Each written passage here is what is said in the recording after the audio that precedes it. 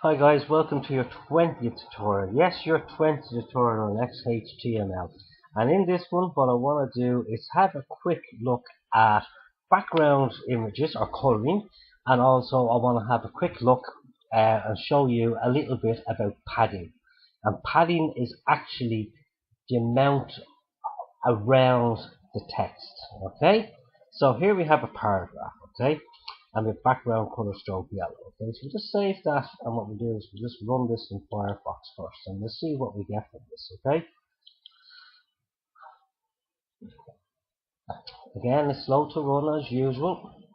And why is it slow to run?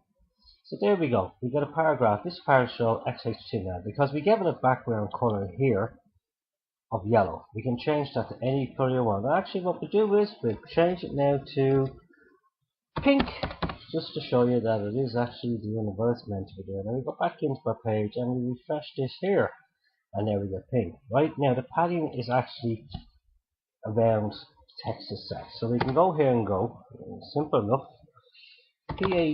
padding dash, let me see, we'll go with 150 px just so it looks something different. Okay, we'll just do it this way. So we save that here. We'll go back into our file, and then we'll refresh this, and hey, bam, now look at the size of the padding around it. So this is 150 pixels all the way around here on each side.